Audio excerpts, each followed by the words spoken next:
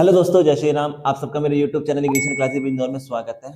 आज सी programming series की इस वीडियो में हम बात करने वाले हैं कि हम किसी भी टेबल को कैसे प्रिंट कराएंगे by the using of for loop. Means अगर मैं कोई भी नंबर आपको प्रोवाइड कराऊं और उस नंबर का मैं आपसे कहूं कि आप इसकी टेबल बना के बताओ मुझे कि टेबल कैसे प्रिंट करेंगे, तो उसके लिए आप कैसे कोडिंग करेंगे, उसका आप प्रोग्राम कैसे बनाएंगे, कैसे लॉजिक उसके सोचेंगे कि हमें इसके लॉजिक को किस तरीके से सोचना है। ठीक है, आज उस सब चीजों के बारे में हम बात करने वाले हैं। वीडियो के लास्ट तक जरूर बने रहना। और चलो चलिए स्टार्ट करते हैं वीडियो को और देखते हैं कि हम किसी भी नंबर की टेबल को कैसे प्रिंट कराएंगे by the using of for loop. चलिए, तो मैंने प्रोग्राम बनाया है, बना के रखा है ताकि थोड़ा टाइम थोड़ा कम कंज्यूम हो, ताकि मुझे समझाने में थोड़ा सा ज्यादा टाइम, आपको समझाने में ज्यादा टाइम ले सकूं। ठीक है, वीडियो को ज्यादा लेंथी नहीं बनाना है। चलिए वीडियो को देखते हैं। तो सबसे पहले क्या आती है हमारे पास, हेडर फाइल्स आती हैं। ठीक है, सबसे पहले क्या आती है हमारे पास, हेडर फाइल्स आती हैं, जिसमें हम क्या करते हैं, क्या होता है हेडर फाइल्स कि जो भी हमने यहाँ पे डाटा यूज किया है, जो भी फंक्शंस यूज किए हैं, कीवर्ड्स यूज किए हैं, पॉइंटर्स यूज किए हैं, जो कुछ भी हम डाटा यहाँ पे यूज कर रहे हैं, उन सबकी फंक्शन डिक्लेरेशन कहाँ पर होता है, इन हेडर फाइल्स में होता है। कौन कौन सी, studio.h और conio.h। मींस यहाँ पे जो भी हम यूज कर रहे हैं उनका क्या काम होता है, वो कहाँ डिक्लेयर होता है, इन लाइब्रेरीज में डिक्लेयर होता है। उसके बाद void main। अब मैंने ये जो प्रोग्राम बनाया है, ये प्रोग्राम किसके लिए है, ये प्रोग्राम है हमारा टर्बो के लिए, टर्बो सी या टर्बो सी प्लस प्लस। ठीक है, क्यों? क्योंकि जो हम प्रोग्रामिंग सीखते हैं तो सबसे पहले जो स्टूडेंट्स लाइफ होती है, इन्हें जो स्टूडेंट को सिखाया जाता है वो किसके पर्पस पे सिखाया जाता है, किसके बिहाफ पे सिखाया जाता है, टर्बो सी के बिहाफ पर सिखाया जाता है। तो मैं आपको जो प्रोग्राम बनवा रहा हूँ वो किस पर है, टर्बो के बिहाफ पे है। उसके बाद इसको हम कन्वर्ट करेंगे किसके लिए, फॉर द ट्रेनर, यानी कि जो चाहते हैं कि थोड़ी लाइनिंग कम हो जाए और हमारा प्रोग्राम इफेक्टिव हो जाए, तो लास्ट में इसको कन्वर्ट करेंगे किसके लिए, फॉर ऑनलाइन कंपाइलर के लिए। चलिए, तो अब यहाँ पे अभी मैं पहले प्रोग्राम समझाता हूँ कि कैसे कैसे क्या किस चीज, इन लाइनों का मतलब क्या है, उसके बाद हम इसको रन कराएंगे। तो फिर आते हैं यहाँ पे इंट। इंट का मतलब क्या होता है कि हमें सिस्टम को पता चलेगा कि वो क्या करेगा, एक इंटीजर डाटा टाइप का, कौन सा डाटा टाइप यूज किया है हमने, इंटीजर डाटा टाइप यूज किया है। तो इंटीजर डाटा टाइप के वो क्या करेगा, तीन वेरिएबल को क्या करना है, उसको क्रिएट करना है। तो यहाँ पे तीन वेरिएबल क्रिएट करेगा, एक एन नाम से, एक आई के नाम से और एक एस के नाम से। उसने क्या किया है, तीन वेरिएबल क्रिएट किए हैं, एन आई और एस, एन आई और एस, कौन से डाटा टाइप के, इंटीजर डाटा टाइप के। दैट मींस अब उसको क्या है, पता चल गया है कि अब इसमें सिर्फ और इन जो वेरिएबल्स हैं, इन वेरिएबल में कैसी वैल्यू स्टोर होगी, सिर्फ और सिर्फ इंटीजर वैल्यू स्टोर होगी, कंप्लीट नंबर। इसमें कोई भी फ्रैक्शन या पॉइंट वाले नंबर को हम स्टोर नहीं कर पाएंगे। नेक्स्ट लाइन पाएंगे, इसका मतलब क्या है, प्रिंट एंटर द नंबर। अब इसका मतलब क्या होता है कि जब भी आपको कोई भी इनपुट कराना होता है सिस्टम को, इनपुट से पहले आप क्या कोशिश करेंगे कि आप एक मैसेज ड्रॉप करो जिसमें लिखा हो एंटर द वैल्यूज। मतलब जो भी आप इनपुट कराने वाले हो उससे पहले उसके लिए एक मैसेज ड्रॉप कर दो कि भाई मुझे ये वैल्यूज इसमें एंटर करानी है। क्योंकि सीधी सी बात है कि अगर मैंने कोई प्रोग्राम बनाया है और मुझे कोई काम आया और मैं आपको बैठा के चला जाऊं और मैंने बोलूं कि आप बच्चों इस प्रोग्राम को रन कराओ, तो आपको क्या पता होगा कि आपको किस जगह पर कौन सी वैल्यू एंटर करानी है, क्योंकि प्रोग्राम मैंने बनाया है। तो हम क्या करते हैं, हम एक मैसेज ड्रॉप कर देते हैं कि जब भी मुझे कोई वैल्यू एंटर करानी होगी तो मैं वहां पे एक मैसेज ड्रॉप कर दूंगा कि भाई ये वाली वैल्यू एंटर कराओ, ताकि कोई अनजान व्यक्ति भी उस प्रोग्राम को रन कराए तो वो पढ़ पढ़ कर क्या कर सकता है, वैल्यू को एंटर करा सकता है। इसलिए हमेशा एक आदत बनाओ कि हम जब भी कोई चीज इनपुट कराएंगे उससे पहले हम क्या कराएंगे, एक मैसेज ड्रॉप करना है। इसीलिए मैंने यहाँ मेरा क्या लिखा है, प्रिंट कर दिया है कि एंटर द नंबर। अब क्या होता है कि इन्वर्टेड कोमा के अंदर जो कुछ भी लिखा होता है वो प्रिंट हो जाता है। जब भी हम प्रिंट फंक्शन यूज करते हैं तो इन्वर्टेड कोमा के अंदर जो कुछ भी लिखा होगा वो प्रिंट हो जाएगा। तो मेरे कंप्यूटर के स्क्रीन पे क्या लिखा हुआ आ जाएगा, एंटर द नंबर। क्योंकि इन्वर्टेड कोमा के अंदर क्या लिखा है, ये तीन वर्ड लिखे हैं, तीन सब क्या लिखे हैं, ये वर्ड्स लिखे हैं, एंटर द नंबर। क्लियर है? उसके बाद आएंगे स्कैन एफ। अब जब हमने ये पढ़ा है तो अब हम नंबर एंटर कराएंगे। तो जैसे मान लो मैंने टू प्रेस किया और फिर एंटर प्रेस किया, तो क्या होगा कि वो जो टू है वो कहाँ पे स्टोर करा दिया है मैंने, एन। तो यहाँ पे आप जो भी वेरिएबल लिखोगे उसमें ये जाएगा, नंबर क्या हो जाएगा, स्टोर हो जाएगा। तो मैंने यहाँ पे कौन सा वेरिएबल लिया है, एन। तो मेरा जो नंबर एंटर कराया है मान लेते हैं वो कहाँ पर स्टोर हो गया है, एन में स्टोर हो गया है। तो किसका नंबर एंटर कराया है मैंने, टू। ठीक है, तो चलो मैं यहाँ पे टू नहीं लेके क्या ले लेते हैं, थ्री। तो मैंने जो थ्री एंटर कराया है वो कहाँ पहुंच गया है, एन में पहुंच गया है। थ्री क्यों लिया है, क्योंकि इससे पहले प्रोग्राम जो मैंने कराया था किसकी मदद से, व्हाइल लूप की मदद से। तो उसमें मैंने क्या कराया है, टू का एग्जांपल समझाया है। अब मैंने अगर इसमें भी टू पे समझाया है तो बच्चे सोचेंगे कि सर ने याद कर रखा है, सर को तो टू का ही याद है। तो ठीक है बच्चे, ये प्रोग्राम वही है, सिर्फ कौन क्या हो गया है, लूप चेंज हो गया है, तो इसलिए मैंने एग्जांपल थोड़ा सा चेंज कर दिया है। अगर अभी तक आपने मेरी व्हाइल लूप की वीडियो नहीं देखी है इसके लिए टेबल प्रिंट करने के लिए, तो आप उसको भी चेक कर सकते हैं, ताकि आप कंपैरिजन कर सको कि हमने इसको कैसे बनाया है, उसको कैसे बनाया था। लिंक जो है वो डिस्क्रिप्शन में मैंने प्लेस किया है। नंबर स्टोर हो गया। अब आते हैं फॉर लूप पर। फॉर लूप मैंने बताया था, फॉर लूप एक सबसे अच्छा लूप है, किस पर्पज से, कि ये क्या करता है, लीनियर सीक्वेंसिंग लूप है। फॉर लूप किसके लिए काम आता है, फॉर लीनियर सीक्वेंसिंग के लिए। मींस ध्यान से देखो, जब एक ही लाइन में कोई काम करना होता है, एक ही लाइन में सारी चीजें करनी होती हैं, तो हम यूज करते हैं फॉर लूप। जब मैंने व्हाइल लूप कराया था, तो व्हाइल लूप में मैंने क्या करा था कि जो आई है इक्वल टू यहाँ 1 लिखा है, वो मैंने कहाँ पे सबसे ऊपर प्लेस करना पड़ा था। फॉर लूप एक ऐसा लूप होता है जहाँ पे जो इनिशियल वैल्यू जो देनी होती है वो आप लूप के अंदर देते हो। बाकी जितनी भी चीजें होती हैं, व्हाइल लूप हो या डू व्हाइल लूप हो, वहां पे इनिशियल वैल्यू आपको क्या करनी पड़ेगी, लूप से बाहर देनी पड़ेगी, लूप से पहले देनी पड़ेगी। लेकिन फॉर लूप ही एक ऐसा लूप है जिसमें इनिशियल वैल्यू जो होती है लूप के आप अंदर ही प्लेस करते हो। ठीक है, तो यहाँ पे मैंने i = 1 दिया है, कहां तक लूप चलाना है, 10 तक। अब बात समझते हैं कि ये 1 और 10 क्यों लिया है। ध्यान से देखेंगे तो मैंने देखो क्या कर रहा हूँ, 3 की टेबल प्रिंट कर रहा हूँ, तो 3 1 कितने होते हैं, 3, 3 × 2 कितना होता है, 6, 3 × 3 कितना होता है, 9, डॉट डॉट डॉट इस तरीके से चलता आएगा, और 3 × 10 कितना होता है हमारे पास, 30। यही होते हैं हमारे पास नंबर प्रिंट हो, यही होते हैं, पर टेबल यही होती है। अब ध्यान से देखो, जो 3 है यहाँ पे, जो 3 लिखा हुआ है लेफ्ट साइड में, ये सब में 3 लिखा हुआ है, सब में ही क्या है, 3 है। अब ये 3 कौन सा नंबर है, वो नंबर है जो मैंने एंटर करा चुका हूं सबसे पहले। जब मैंने नंबर यहाँ पे एंटर कराया था, मैंने उसे बताया था ना कि मुझे 3 का नंबर प्रिंट वो चाहिए टेबल, तभी तो उसने 3 की टेबल स्टार्ट की है। यहाँ पे अगर मैं 4 लिखता तो यहाँ 4 4 हो जाते, यानी जो नंबर मैं यहाँ पे दूंगा उसी की टेबल क्या कर देगा, वो स्टार्ट कर देगा प्रिंट करनी। तो ये जो स्टार्टिंग नंबर है वो कौन सा नंबर है, जो मैंने एंटर कराया, तो इसलिए इस 3 की जगह में क्या लिख सकता हूँ, n लिख सकता हूँ या नहीं, तो यहाँ n आ गया है। ठीक है, उसके बाद बीच में मल्टीप्लाई का साइन है। अब देखो ये जो है नंबर यहाँ पे जो लिखे हुए हैं, ये नंबर देखो ये इंक्रीज हो रहे हैं, 1 के बाद 2, 2 के बाद 3, 3 के बाद 4, 4 के बाद 5, 5 के बाद 6, 7, 8, 9 और उसके बाद 10 इंक्रीज हो रहे हैं। हमें कहां से स्टार्ट करना है नंबर, हमें 1 से स्टार्ट करना है और कहां तक जाना है, 10 तक। भाई टेबल कहां तक होती है, 1 से लेकर 10 तक ही तो होती है, तो मुझे कहां से स्टार्ट करना है, 1 से स्टार्ट करना है और कहां तक पहुंचना है, 10 तक पहुंचना है। तो मैंने बताया था कि जब भी हमें क्या हो कि हमें नंबर इंक्रीज करने हो या डिक्रीज करने हो, तो एक वेरिएबल हम ले लेते हैं, कौन सा, आई। ये मैंने आपको प्रीवियस वीडियो में सिखाया है जब मैंने सीरीज प्रिंट करनी सिखाई थी। ठीक है, तो मैंने यहाँ पे इनिशियल वैल्यू कितनी है, 1, लास्ट वैल्यू कितनी है, 10। तो देखो मैंने इसीलिए लूप में क्या किया है, मैंने i = कितना लिखा है, 1, यानी इनिशियल वैल्यू मैंने कितनी दी है, 1। इसीलिए अभी मैं बोल रहा था कि फॉर लूप ही एक ऐसा लूप है जिसमें इनिशियल वैल्यू जो है वो आप लूप के अंदर देते हो, लेकिन व्हाइल में और डू व्हाइल लूप में क्या करते हो, इनिशियल वैल्यू लूप से पहले देते हो।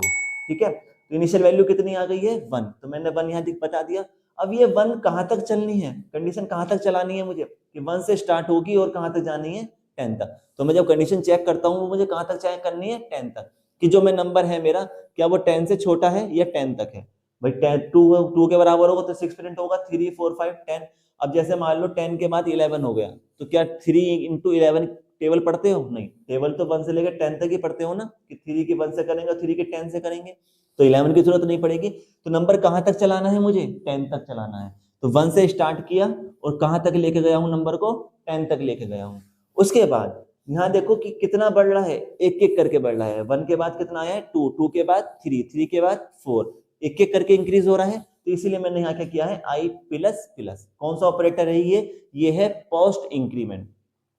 पोस्ट इंक्रीमेंट का मतलब क्या होता है कि पहले ऑपरेटर को यूज किया गया है, यहाँ पे वैल्यू यूज कर ली, अब उसको क्या करते हैं, इंक्रीज करते हैं। तो मैंने आपको ऑपरेटर्स बहुत अच्छी तरीके से समझाए हैं। अगर आपको ये नहीं पता है कि कौन सा ऑपरेटर है और कैसे यूज होता है, तो आप मेरी ऑपरेटर्स की वीडियो देखना। मैंने सबसे पहले स्टार्टिंग में ऑपरेटर्स ही बताए हैं, जो मैंने बहुत डीप में समझाया है ऑपरेटर को, उसको आप एक बार जरूर देखना। लिंक जो है मैं वो डिस्क्रिप्शन में प्लेस कर दूंगा। यहाँ आएंगे, अब 2 10 है, ये कहां पर कौन सी वैल्यू दी है मैंने, आई। मैंने कौन सा वेरिएबल माना है, वाई, क्योंकि देखो मैंने बताया था डायरेक्ट नंबर यूज नहीं करते, हम वेरिएबल यूज करते हैं। तो इसीलिए मैंने आई में इनिशियल वैल्यू कितनी दे दी थी, 1, और कहां तक उसको लेके गया हूं, 10 तक। तो इसीलिए ये जो 1 लिखा है इसकी जगह क्या लिख दूं, आई लिख दूं, क्योंकि ये नंबर पढ़ रहे हैं, ये नंबर किस में स्टोर है, आई में स्टोर है, तो इसलिए मैं आई लिख सकता हूँ। तो ये n तो आ गया यहाँ से, यानी क्योंकि 3 जो था वो n था, मल्टीप्लाई आया, और ये 1 2 3 4 कौन इंक्रीज कर रहे हैं, i की वैल्यू इंक्रीज हो रही है। तो फॉर्मूला लग गया n into I is equal to, अब दोनों की मल्टीप्लाई करके क्या आया है, वो नंबर आ रहा है जो मुझे चाहिए। मुझे प्रिंट किसको करना है, इधर वाले नंबरों को प्रिंट करना है, सीधी सी बात है। 3, 6, 9, 10, 11, 12 यही नंबर तो प्रिंट होने हैं।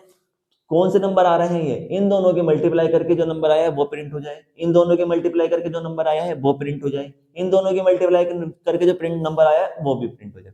तो मुझे एक्चुअल में क्या प्रिंट करना है ये, और मैंने बताया था कि डायरेक्ट नंबर प्रिंट नहीं करते हैं, तो इसलिए जो यहाँ पे जो वैल्यूज आ रही हैं, जो हमारी आउटपुट आ रही है, जो हमें प्रिंट करानी है, उसको मैं कहाँ स्टोर कर लेता हूँ, एक वेरिएबल में स्टोर कर लेता हूँ जिसका नाम दिया है मैंने एस, इसलिए मैंने यहाँ पे इसको डिफाइन किया था एस। किसी वजह से मान लो आप भूल गए कि आपने यहाँ पे एस नहीं लिखना भूल गए और यहाँ पे आपने एस यूज कर लिया, तो बच्चों एरर आ जाएगी, क्या, अनडिफाइंड सिंबल। अनडिफाइंड सिंबल का मतलब क्या होता है कि आप यहाँ पे जो भी चीज यूज कर रहे हो, जो भी वेरिएबल, बेसिकली क्या, जो भी वेरिएबल यूज कर रहे हो, वेरिएबल, आपको उस वेरिएबल को यहाँ बताना जरूरी है। उसे बताना पड़ेगा कि ये कौन से डाटा टाइप का है, भाई इंटीजर वैल्यू इसमें स्टोर करानी है या फ्लोट करानी है या कैरेक्टर कराना है। तो इसलिए जितने भी वेरिएबल आप यूज करते हो उन्हें यहाँ डिफाइन करना जरूरी होता है, नहीं तो एरर आ जाएगी, प्रोग्राम रन नहीं होगा। अब वेरिएबल क्या होते हैं, इस पे भी मैंने सेपरेट वीडियोस बनाई है, तो इसलिए बेसिक नॉलेज जरूर लेना बच्चों। आप जब भी प्रोग्रामिंग सीख रहे हो तो आपको 4 चीजें सीखनी बहुत जरूरी है कि कीवर्ड्स क्या होते हैं, आइडेंटिफायर्स क्या होते हैं, डाटा टाइप्स क्या होते हैं और ऑपरेटर्स क्या होते हैं। इस पे मैंने बहुत अच्छी तरीके से सेपरेट वीडियोस बनाई हैं। इन चारों चीजों को जरूर सीखना, तभी आप प्रोग्रामिंग सीख सकते हो, अगर कोई बिगिनर है जो पहली बार मेरी वीडियोस देख रहे हैं। चलिए, तो देखो ध्यान से, मैंने यही फॉर्मूला, तो यहाँ ये जो फॉर्मूला बन के आया है S is equal to n into I, यही तो मैंने फॉर्मूला लगाया है। तो ये फॉर्मूला कहाँ से आया है, यहाँ से आया है, ये मैंने इसलिए समझाया है। उसके बाद देखो मैंने बताया था कि जो वैल्यूज आ रही हैं ये कहाँ स्टोर कराई है, मैंने S में स्टोर करा रहा हूँ, तो इसीलिए मैं प्रिंट किसको कराऊंगा, S को ही कराऊंगा ना। मैं जो नंबर मुझे चाहिए वो किस में स्टोर हो रहे हैं, S में हो रहे हैं, तो मैं किसको प्रिंट कराऊंगा, S को प्रिंट कराऊंगा। S को प्रिंट कराया तो हमारी आउटपुट आ जाएगी। यहाँ पे हम एक चीज लिख देते हैं, गेट ch, क्योंकि टर्बो पे काम कर रहे हैं तो इसलिए क्या आएगा, गेट ch।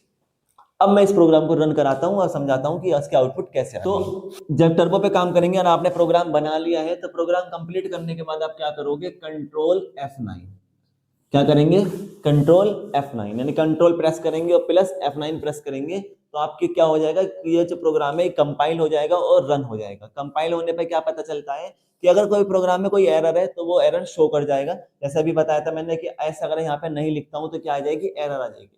तो कंपाइल करते ही क्या हो जाएगा, लिखा हुआ आएगा अनडिफाइंड सिंबल। अगर प्रोग्राम में कोई एरर नहीं है तो आपका प्रोग्राम रन हो जाएगा और आपकी आउटपुट शो हो जाएगी। अगर कुछ इनपुट करने के लिए कह रहा होगा, इनपुट करेंगे तो उसके बाद आपकी वैल्यूज आउटपुट पे आ जाएंगी। इस प्रोग्राम में कोई एरर नहीं है, एक ही बारी में ये रन हो जाएगा। तो अब समझते हैं क्या होगा कि जैसे ही मैंने कंट्रोल F9 किया तो मेरे कंप्यूटर की स्क्रीन पर क्या लिखा आएगा, ये मैसेज लिखा हुआ आएगा। कैसे, यहाँ लिखा हुआ आएगा एंटर द नंबर। कंप्यूटर की स्क्रीन पर क्या लिखा हुआ आएगा, एंटर द नंबर। जैसे मैंने यहाँ लिखा है सेम वैसे ही वहां पर लिखा हुआ आ जाएगा। जैसे ही आएगा तो अब मैं इसी को पढ़ने के बाद सीधी सी बात है, मैं नंबर एंटर कराऊंगा। तो मैंने नंबर मान लो एंटर कराया है क्या, 3, मैंने 3 लिखा और एंटर प्रेस किया, तो वो 3 कहाँ जाके स्टोर होगा, जो वेरिएबल मैंने यहाँ लिखा है। तो n% के साथ क्या लिखा है मैंने, n% के साथ n लिखा है, तो मेरा ये नंबर किस में स्टोर हो जाएगा, n में स्टोर हो जाएगा। क्लियर है। नेक्स्ट लाइन पाएंगे, अब लगा है for loop, i is equal to कितनी वैल्यू है, 1, i कितना है 1, 10 यहाँ पे लिखा है 10। कंडीशन चेक करेगा कि क्या 1 10 से लेस देन है, क्या 1 10 से छोटा है, हाँ है, कंडीशन ट्रू हो जाएगी। कंडीशन कैसी हो जाएगी, ट्रू। फिर ट्रू हो गई तो ट्रू होने पे क्या होता है कि लूप में एंटर कर जाएगा। ये क्या होता है, लूप। लूप का मतलब क्या होता है कि जब तक अब ये कंडीशन फॉल्स नहीं होगी, जब तक ये कंडीशन गलत नहीं होगी, फॉल्स नहीं होगी, तब तक वो इसी में घूमता रहेगा। जैसे ही फॉल्स हो जाएगी तो वो इससे बाहर निकल जाएगा। सही है, बात समझ में आ गई। चलिए अब यहाँ आएगा S में कंडीशन ट्रू हो गई तो अंदर एंटर करेगा। यहाँ लिखा है S equal to n into I. n में कितनी वैल्यू है, 3, n में कितनी है 3, इंटू आई में कितनी वैल्यू है हमारे पास 1। 3 इंटू 1 कितना होता है 3। यहाँ आएगा %ds। %d का मतलब क्या होता है, प्रिंट करनी है। %d का मतलब होता है इंटीजर वैल्यू, तो इसे प्रिंट करनी है इंटीजर वैल्यू, लेकिन किसकी, S की। यानी S में जो वैल्यू पड़ी है, जो भी वैल्यू स्टोर है, उस वैल्यू को क्या कर दो, प्रिंट कर दो। S में कितनी वैल्यू स्टोर है 3। यहाँ पे यही तो आया है फॉर्मूला लगा के। n में कितना था हमारे पास 3, i में कितना है 1, 3 इंटू 1 कितना होता है 3, तो कहाँ स्टोर हो गया S में। तो यहाँ कितना आया है एस में 3, तो प्रिंट क्या कर देगा 3 कर देगा। ठीक है, उसके बाद फिर से अब ये वापस कहाँ पहुंचेगा लूप पर, लूप में यहाँ आएगा। अब आई क्या होगा कि देखो ये तो यूज हो चुका था, अब बात करेंगे इस पर। आई में कितनी वैल्यू थी पहले 1, अब कितनी हो जाएगी 2, क्योंकि आई प्लस प्लस का मतलब क्या होता है एक वैल्यू बढ़ा दो, तो आई प्लस प्लस का मतलब कितना हो जाएगी वैल्यू 2 हो जाएगी। अब आई में कितनी वैल्यू स्टोर हो गई है 2, क्या 2 10 से लेस देन है, हाँ है, कंडीशन कैसी हो गई ट्रू। फिर अंदर आएंगे, एन में कितना है हमारे पास 3, आई में कितनी वैल्यू स्टोर है 2, 2 3 से कितने होते हैं 6। यहाँ आएंगे प्रिंट करनी है एस की वैल्यू, एस में कितना स्टोर है 6, तो क्या हो जाएगा प्रिंट हो जाएगा 6। अब बात यह है कि इसके जस्ट बाद प्रिंट होगा, ठीक इससे बिल्कुल मिला के बिल्कुल बराबर में क्या होगा 6 प्रिंट होगा। मैं चाहता हूं कि थोड़ी दूर प्रिंट हो भाई, मैं चाहता हूं कि 3 यहाँ प्रिंट हो जाए और उसके बाद 6 यहाँ प्रिंट हो जाए, थोड़ा सा गैप बना के, तभी तो टेबल अच्छी लगेगी। तो अगर चाहते हो कि आप गैप बना के आए, यानी कि इसमें कम से कम एक स्पेस आए, स्पेस को किससे दिखाते हैं अंडरस्कोर से, तो आप चाहते हो कि कम से कम एक स्पेस आए, तो आप क्या कर सकते हो प्रोग्राम में थोड़ा सा मॉडिफिकेशन कर सकते हो, क्या कि इन्वर्टेड कॉमा से पहले %d से पहले क्या लगा दो अंडरस्कोर लगा। जब कॉपी पे लिखते हैं प्रोग्राम को तो स्पेस को दिखाने के लिए क्या लगाते हैं अंडरस्कोर, और जब हम कंप्यूटर पे बनाते हैं सॉफ्टवेयर पे तो वहां पे तो स्पेस का बटन होता ही है, तो स्पेस का बटन दबा दो तो खुद ऑटोमेटिक क्या आ जाएगा स्पेस आ जाएगा। बात समझ रहे हो? चलिए, तो प्रिंट है। अब यहाँ पे क्या होगा कि प्रिंट जो करता है वो इस तरीके से चलता है, तो इन्वर्टेड कॉमा के अंदर जो कुछ लिखा होगा प्रिंट हो जाएगा। तो 3 के बाद क्या करना है, उसे प्रिंट करनी है एस की वैल्यू, एस में कितना स्टोर है 6, लेकिन देखो %d से पहले क्या लिखा है स्पेस, तो इसलिए पहले क्या प्रिंट करेगा वो स्पेस प्रिंट करेगा। स्पेस प्रिंट होने के बाद क्या लिखा है %d जहां लिखा है ठीक उसी जगह पर क्या होगा नंबर प्रिंट होगा, कौन सा जो एस में स्टोर है, एस में क्या नंबर स्टोर है 6 स्टोर है, तो ठीक %d की जगह पे प्रिंट होना है। तो इसका मतलब कर्सर की जो ये अंडरस्कोर था इसके बाद क्या लिखा है %d लिखा है, तो इसीलिए अंडरस्कोर के जस्ट बाद क्या आ जाएगा 6 प्रिंट हो जाएगा। ठीक है, बात समझ में आ गई। अब फिर से ये ऊपर आएगा कंडीशन चेक करने के लिए, अब क्या होगा आई कितना हो जाएगा 2 की जगह 3, यहाँ कितना आ गया 3, क्या 3 10 से लेस देन है, फिर से कंडीशन ट्रू होगी, यहाँ लूप में आएगा। एन में कितना है 3, आई में कितना हो चुका है 3, 3 3 से कितने होते हैं 9, 3 3 से 9, यहाँ आएगा फिर से प्रिंट करेगा %d, यानी कि इंटीजर वैल्यू किसकी एस की, एस में कितना स्टोर है 9, तो प्रिंट करना है 9, लेकिन प्रिंट से पहले प्रिंट में आएगा तो सबसे पहले क्या प्रिंट करेगा अंडरस्कोर, तो सबसे पहले क्या प्रिंट करेगा अंडरस्कोर, अंडरस्कोर प्रिंट करने के बाद क्या करेगा %d का मतलब इंटीजर वैल्यू प्रिंट करनी है किसकी एस की, तो एस में कितना स्टोर है 9 प्रिंट हो जाएगा। फिर से ऊपर आएंगे, अब आई कितना हो जाएगा हमारे पास 4 हो जाएगा, तो 4 क्या 10 से छोटा है, कंडीशन ट्रू हो गई। फिर अंदर आएंगे और यहाँ पे क्या हो जाएगा एन में है 3, आई में है 4, 3 4 से कितने होते हैं 12। फिर से अंदर आएंगे, पहले क्या लिखा है कर्सर और उसके बाद क्या आएगा 12। फिर ऊपर आएंगे, अब n कितना हो गया है 5, तो यहाँ कितना आ गया है 5 10 से लेस देन है। फिर लूप में एंटर हो जाएगा, n में कितना है 3, आई में कितना है 5, 3 5 से कितने होते हैं 15। फिर प्रिंट करेगा, पहले प्रिंट करेगा अंडरस्कोर और उसके बाद क्या प्रिंट करेगा 15, क्योंकि s में क्या स्टोर है 15। इसी तरीके से फिर से ऊपर आएंगे और यहाँ पे i कितना हो जाएगा 6, आई में कितना है 6, क्या 6 10 से लेस देन है, कंडीशन ट्रू हो जाएगी, कंडीशन ट्रू हो गई। फिर लूप में एंटर करेगा, आई में कितना है 3 और आई में कितना है 6, 3 6 से कितने होते हैं 18। प्रिंट करेगा, पहले क्या इन्वर्टेड कॉमा के अंदर जो कुछ लिखा है प्रिंट होना है, तो सबसे पहले क्या लिखा है अंडरस्कोर, तो 15 के बाद तुरंत क्या होगा पहले अंडरस्कोर प्रिंट होगा। उसके बाद %d का मतलब इंटीजर वैल्यू प्रिंट करनी है किसकी एस की, एस में कैसा है 18, तो यहाँ क्या प्रिंट हो जाएगा 18। फिर से ऊपर आएंगे कंडीशन दोबारा से और यहाँ क्या आएगा 7 आ गया है, तो यहाँ कितना है 7 10 से लेस देन है, छोटा है, कंडीशन ट्रू हो जाएगी। फिर अंदर आएंगे, एन में कितना है 3, आई में कितना है 7, 3 7 से कितने होते हैं 21 है, तो यहाँ प्रिंट होना है पहले कर्सर और फिर नंबर, तो पहले कर्सर और फिर नंबर। फिर से ऊपर आएंगे दोबारा से, फिर होगा 8, कब तक चलेगा जब तक कंडीशन फॉल्स नहीं हो जाती, तो अभी कंडीशन ट्रू हो रही है ना, इसलिए लूप चलता रहेगा। अब हो गया 8, यहाँ कितना हो चुका है 8, क्या 8 10 से लेस देन है, कंडीशन फिर से क्या हो गई ट्रू हो जाएगी।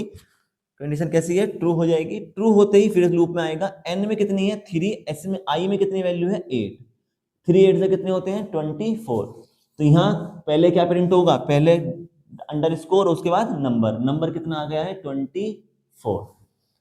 फिर से अब आई कितना हो जाएगा 9, तो यहाँ कितना हो चुका है 9, एक नंबर फिर बढ़ गया, 9 10 से लेस देन है, छोटा है, कंडीशन ट्रू हो गई, फिर लूप में एंटर होगा, एन में कितना है 3, आई में कितना है मेरे पास 9, 3 9 से कितने होते हैं 27, फिर लूप में आएंगे, यहाँ प्रिंट करेगा फिर से क्या, पहले अंडरस्कोर, वहां जगह नहीं है तो यहाँ लिख रहा हूँ, ठीक है, मान लेते 24 यहाँ लिखा है 24, तो 24 के बाद पहले क्या आएगा अंडरस्कोर, और अंडरस्कोर के बाद क्या आएगा नंबर, नंबर क्या स्टोर है 27, तो यहाँ प्रिंट क्या हो जाएगा 27, वहां पे जगह नहीं थी इसलिए यहाँ लिखा है, तो ध्यान रखना, ठीक है। फिर से ऊपर आएंगे, आई में कितना हो चुका है अब 10, यहाँ कितना हो चुका है 10, अब ध्यान से चेक करो, क्या 10 10 से छोटा है, लेस देन है, नहीं, ये नहीं है, ठीक है, 10 10 से छोटा नहीं है, 10 तो 10 के छोटा है ही नहीं, बराबर है, तो क्या होता है, ये ऑपरेटर का नाम क्या है, लेस देन इक्वल टू, कब काम करता है कि जब अगर पहली कंडीशन फॉल्स हो जाती है, यानी पहला ऑपरेटर काम करना बंद कर देता है, कंडीशन फॉल्स हो जाती है उसकी, तब कौन सा ऑपरेटर काम करता है, सेकंड ऑपरेटर। तो यहाँ पे लेस देन क्या है कि जो 10 है वो लेस देन 10 नहीं है, 10 10 से छोटा नहीं है, तो ये तो कैसा हो गया फॉल्स। तो जब ये फॉल्स हो गया तो अब ये दूसरा ऑपरेटर काम करेगा, क्या चेक करेगा, क्या 10 10 के बराबर है, हाँ 10 10 के बराबर है। अब कैसी हो गई ये कंडीशन, कैसी फिर से क्या हो गई है, ट्रू हो गई है, क्योंकि 10 10 से छोटा नहीं है लेकिन बराबर तो है, तो कंडीशन कैसी हो गई ट्रू। फिर से लूप में एंटर करेगा, और एन में कितना है 3, आई में कितना है 10, 3 1 10 से कितने होते हैं 30। नेक्स्ट लाइन पाएगा, प्रिंट करेगा पहले कर्सर, पहले क्या है अंडरस्कोर, उसके बाद क्या करेगा नंबर प्रिंट करना है, कैसा, एस में जो स्टोर है, एस में कितना स्टोर है 30, तो परसेंट डी के ठीक जगह पे क्या आ जाएगा, वो नंबर आ जाएगा। अब फिर से ये ऊपर आएगा, अब आई कितना हो गया 11, अब यहाँ पे आई कितना है 11, चेक करो क्या 11 10 से छोटा है, यहाँ पे मैं अगर लिख दूं 11, क्या 11 10 से छोटा है, लेस देन है, नहीं, कंडीशन कैसी है फॉल्स। तो जब ये पहला ऑपरेटर काम करना बंद करते हैं, अब कौन सा करेगा दूसरा, तो यहाँ पे भी कितना है 11, क्या 11 10 के बराबर है, भाई बराबर भी नहीं है, ना ही 11 छोटा नंबर है, ना ही बराबर नंबर है, ना ही लेस देन है, ना ही इक्वल टू है। अब कंडीशन कैसी हो जाएगी इसकी, कंडीशन हो जाएगी फॉल्स, कंडीशन हो गई फॉल्स। तो जब कंडीशन फॉल्स हो गई है तो अब क्या करेगा, ये इस लूप से बाहर निकल जाएगा। भाई अभी तक जब कंडीशन ट्रू हो रही थी तो ये वापस यहाँ से ऊपर पहुंच रहा था, अब क्या होगा, क्योंकि कंडीशन फॉल्स हो गई तो अब ये ऊपर ना जाके क्या हो जाएगा, लूप से बाहर निकल जाएगा, अब इस लूप से बाहर आ जाएगा। लूप से बाहर जब आएगा तो ये कहाँ पहुंचेगा, अब गेट सीएच पे, कहाँ पहुंचेगा गेट सीएच पे, क्योंकि लूप के बाहर क्या लिखा है, गेट सीएच लिखा है, क्या हो जाएगा गेट सीएच। गेट सीएच का काम क्या होता है कि जब हम काम करते हैं टर्बो पर, जब हम क्या कर रहे हैं टर्बो सॉफ्टवेयर प्रोग्राम बनाया है, तो क्या होता है कि कंप्यूटर की स्क्रीन रन कराते ही तुरंत भाग जाती है, तो जो मेरी आउटपुट आ रही है वो मुझे दिखाई ही नहीं देगी, मुझे शो नहीं होगी। तो कंप्यूटर की स्क्रीन पर अपने आउटपुट को शो करने के लिए और कंप्यूटर स्क्रीन को होल्ड करने के लिए, ताकि वो तुरंत ना भागे, हम यूज करते हैं गेट सीएच, जिसका काम क्या होता है कंप्यूटर की स्क्रीन को होल्ड करके रखना, ताकि आप अपनी आउटपुट को चेक कर सकें। तो गेट सीएच की मदद से मेरे पास कंप्यूटर की स्क्रीन पे क्या लिखा जाएगा, इस तरीके से नंबर लिखे हुए आ जाएंगे। इसका मतलब क्या है स्पेस, तो ये एक्चुअल में कैसे लिखे आएंगे, अगर ध्यान से समझो तो एक्चुअल में लिखे हुए आएंगे इस तरीके से, 3 कंप्यूटर की स्क्रीन पे 3, फिर स्पेस होगा 6, फिर स्पेस आएगा 9, फिर स्पेस 12 15 18 21 24, सो इस तरीके से 30। ठीक है, तो मुझे, क्योंकि मैंने बताया ना कि कंप्यूटर की स्क्रीन पर तो स्पेस हम एंटर करा सकते हैं क्योंकि वहां पे की होती है, लेकिन भाई मैं कॉपी पे कैसे दिखाऊं कि मैं यहाँ स्पेस यूज कर रहा हूं, तो कॉपी पे यूज दिखाने के लिए क्या करते हैं, अंडरस्कोर लगाते हैं। बात समझ में आ गई। तो ये प्रोग्राम क्या है, किसी भी नंबर का हम क्या कर सकते हैं, हम टेबल क्रिएट कर सकते हैं by the using of coding, by the using of for loop, यानी फॉर लूप की मदद से सी में आप टेबल बना सकते हैं किसकी, किसी भी नंबर की। ठीक है, इससे पहली वीडियो में बताया था आपको कि ये तो प्रोसेस किसका है, हॉरिजॉन्टल लाइन में, कि जब मैं चाहता हूं कि मेरे सभी नंबर कैसे आ जाएं, हॉरिजॉन्टल लाइन में आ जाएं। अब मैं ये चाहता हूं कि मेरे नंबर कैसे आए, वर्टिकल लाइन में, कैसे उसको समझते हैं। हर तरीके से मैं आपको कराने की कोशिश कर रहा हूं ताकि आप कंफ्यूज ना हो।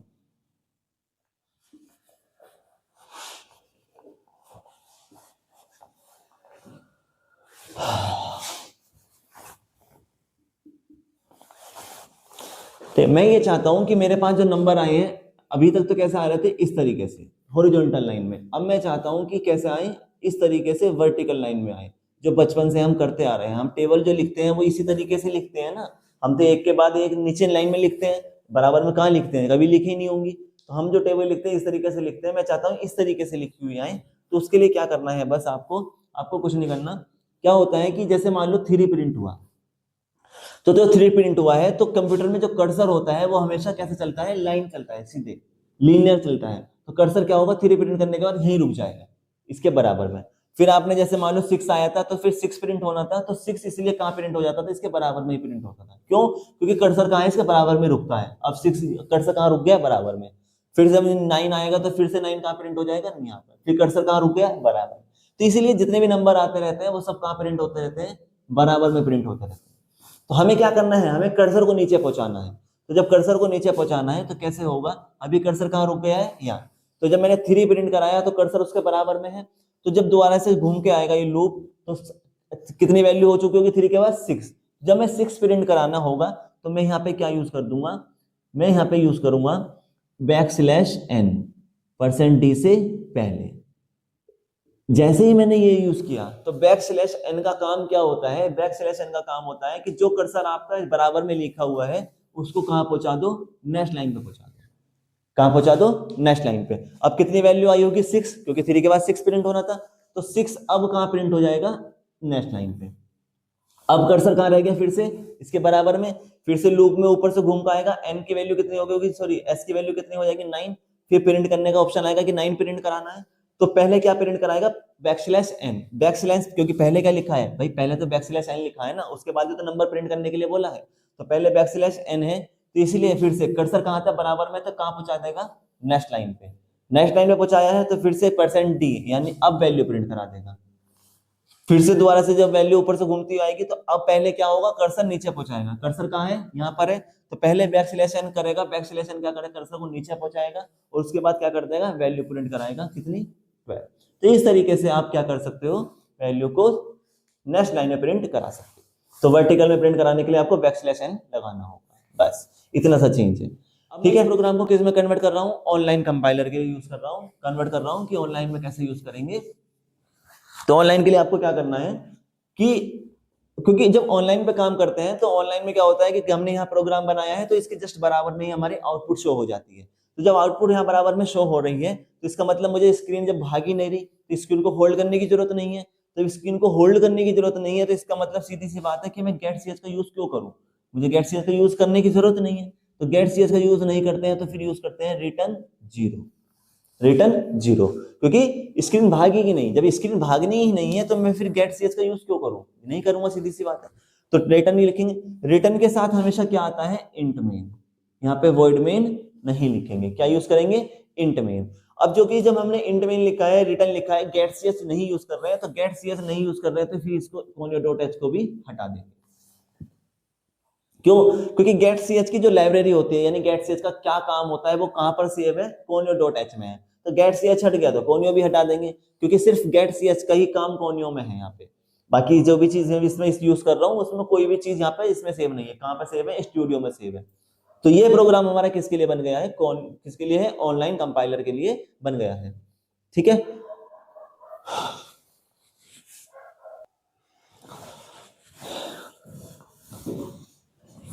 ठीक है दोस्तों। तो आज हमने सीखा कि हम फॉर लूप की मदद से टेबल को कैसे प्रिंट कराएंगे इन द सी प्रोग्रामिंग। यानी कि अगर हम सी प्रोग्रामिंग में कोडिंग करना चाहते हैं कि हम कोई भी नंबर दें आप सिस्टम को और उसकी टेबल हमें प्रिंट होके आ जाए, तो आज मैंने आपको सिखाया कि आप कैसे उसको प्रिंट करा सकते हैं, हॉरिजॉन्टल लाइन में भी और वर्टिकल लाइंस में भी मल्टीप्लिकेशन करके आप कैसे उसको यूज कर सकते हैं। तो अभी तक हमने टेबल को प्रिंट करना सीखा है by the using of for loop and by the using of while loop. तो आप दोनों वीडियो जरूर देखना ताकि आप कंपैरिजन कर सको कि आप इन दोनों वीडियो में क्या अंतर है, कि फॉर लूप का हम यूज करने से हमें क्या फायदा हो रहा है और क्या चीजें हमारी कम हो रही हैं, व्हाइल लूप का यूज करके हम कौन से ट्रिक लगा रहे हैं और उसमें हमें क्या डिफरेंस क्रिएट कर पा रहे हैं फॉर लूप से। ठीक है, अगर कंटेंट पसंद आया है, वीडियो अच्छी लगी है तो वीडियो को लाइक करेंगे, शेयर करेंगे अपने फ्रेंड्स में, साथ ही चैनल को सब्सक्राइब करना ना भूलें और बेल आइकन को प्रेस जरूर करना ताकि मेरी आने वाली वीडियोस आप तक पहुंच सके। मिलेंगे नेक्स्ट वीडियो में, ठीक है, चलिए मिलते हैं नेक्स्ट वीडियो में। जय हिंद।